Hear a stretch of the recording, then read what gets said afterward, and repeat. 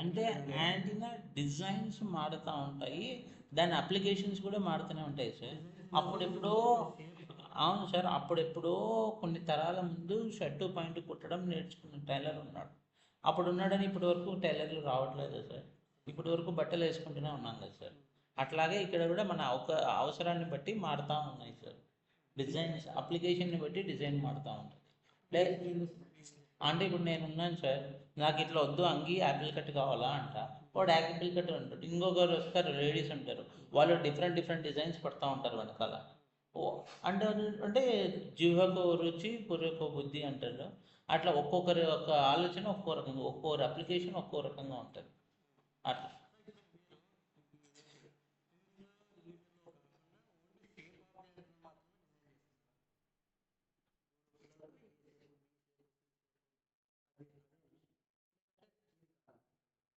Shape ఒకటే antenna designing కాదు sir, దాంతోపాటు దాని అప్లికేషన్ని బట్టి కూడా మారుతూ ఉంటుంది. మీరేమంటారు, నాకు 2.4 GHzలోనే యాంటెన్నా కావాలి, కానీ ఇప్పటి వరకు అదంతా -20 dB మాత్రమే S11 వస్తుంది.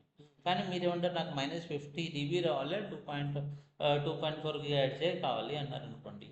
అప్పుడు ఏమవుతుంది, మనము దానికి తగినట్టుగా దాని డిజైన్స్ మారుస్తూ ఉంటాం. అంటే ఇప్పుడు మనం ఏం చేసి యూ కట్ షేప్ పెట్టుకున్నాం మామూలు.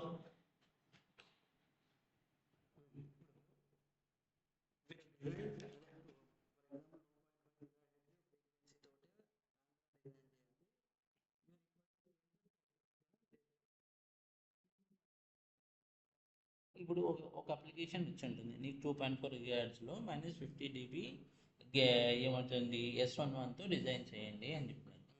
మరి 2.4 GHz చేస్తే మీకు -20నే వస్తుంది. కానీ -50 రావాలంటే మీరు ఏం చేస్తారు, గ్రౌండ్లో కొన్ని షేప్స్ యాడ్ చేయడము, లేదా గ్రౌండ్ని కొంచెం కట్ చేయడము, లేదా మన దగ్గర ఉన్న ప్యాచ్ యొక్క డైమెన్షన్స్ మార్చడము, లేదా ప్యాచ్లో కొన్ని కట్గా స్లాట్స్ కట్ చేయడము, ఇట్లా కొన్ని చేస్తూ దాన్ని ఆప్టిమైజ్ చేసి చెక్ చేసుకుంటూ ఉంటాం. ఎప్పుడు చేస్తే మనకు -50 వచ్చింది అట్లాంటి, అప్పుడు డిజైన్ అంతా మారిపోతూ వస్తుంది కదా సార్. అట్లా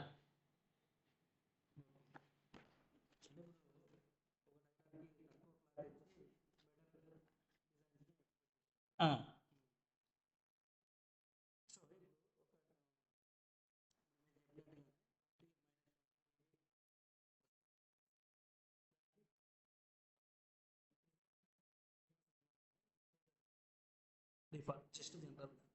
-20 dB డిజైన్ స్పెసిఫికేషన్ అన్నప్పుడు మేజర్ ఇక్కడ ఏమవుతుంది, ప్యాచ్ గ్రౌండ్ డిఫాల్ట్గా డిసైడ్ అయిపోయింటాయి sir. But length width feeding అన్ని డిఫాల్ట్గా డిసైడ్ అయిపోయింటాయి. మన దగ్గర డిసైడ్ కానిది ఏమంటే మనం యూజ్ చేస్తున్న మెటీరియల్, ఎఫర్ సబ్స్ట్రేట్ యొక్క మెటీరియల్ యొక్క పర్మిటివిటీ, అట్లాగే దాని యొక్క హైట్, అవి రెండింటిని మనం దీన్ని పెంచుకోవడానికి డిసైడ్ చేసుకుంటాం. మారుస్తూ ఉండి మనం చెక్ చేసుకుంటాం. అట్లాగే ఈ డిజైన్ ప్యాచ్ యొక్క డిజైన్ని అవి కూడా కొంచెం మారుస్తూ చెక్ చేస్తాం, ఆప్టిమైజ్ చేస్తాం. అంటే ఒకదాని మీద మినిమైజ్ చేయడం కాదు, కనుక్కోవడం. కొత్త కొత్తగా అంటే ఒకే దాన్ని డిఫరెంట్ డిఫరెంట్ వేరియేషన్స్ని యూస్ చేస్తాం.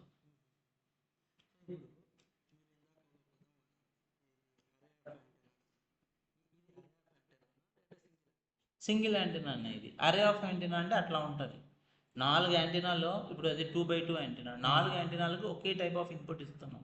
ఆ 4 ఏం చేస్తుందంటే ఇది మల్టీప్లెక్సింగ్ జరుగుతుంది అక్కడ. 4 యొక్క రేడియేషన్స్ ప్రొడ్యూస్ అయిన తర్వాత 4 మల్టీప్లెక్సింగ్ అయిపోయి ఇంకా పెద్ద స్ట్రెంగ్త్తో అది జనరేట్ అవుతుంది. లాంగ్ డిస్టెన్స్ ట్రాన్స్మిషన్ కోసము, మ్యాక్సిమం పవర్ యూటిలైజేషన్ కోసం, గెయిన్ పెంచుకోవడానికి, రేడియేషన్ ఎఫిషియన్సీ పెంచుకోవడానికి, అన్నిటికీ. అంటే ఒకే ఉన్నాడు అనుకోండి, ఒకటే ఫైట్ చేయలేడు. నలుగురు ఉన్నారనుకోండి సేమ్ స్ట్రెంత్ ఉన్న వాళ్ళు, అంటే 1 × 4 4 రెట్లు పెరిగింది స్ట్రెంత్. అట్లా స్ట్రెంత్ పెంచుకోవడానికి అరే ఆఫ్ యాంటీనాస్ వాడతాం. మీ మీ దృష్టిలో అట్లా అనుకోవచ్చు.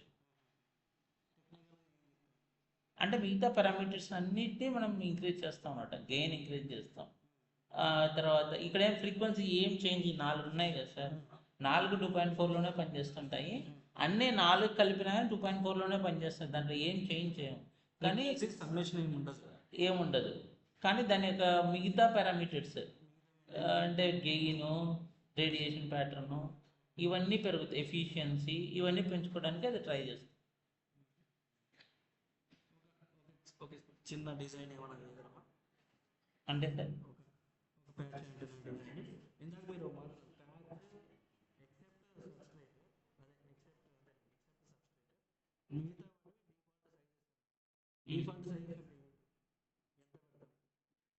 దాన్ని యూజ్ చేస్తున్న ఫ్రీక్వెన్సీని బట్టి దాని ఈ డిజైన్ ఈక్వేషన్స్ ఉన్నాయి కదా సార్, దాని డిజైన్ ఈక్వేషన్స్లో ఇచ్చేస్తే ఆటోమేటిక్గా patch length width, line length width, ground length width అన్నీ అదే ఇచ్చేస్తుంది. అది నేను చెప్పడం.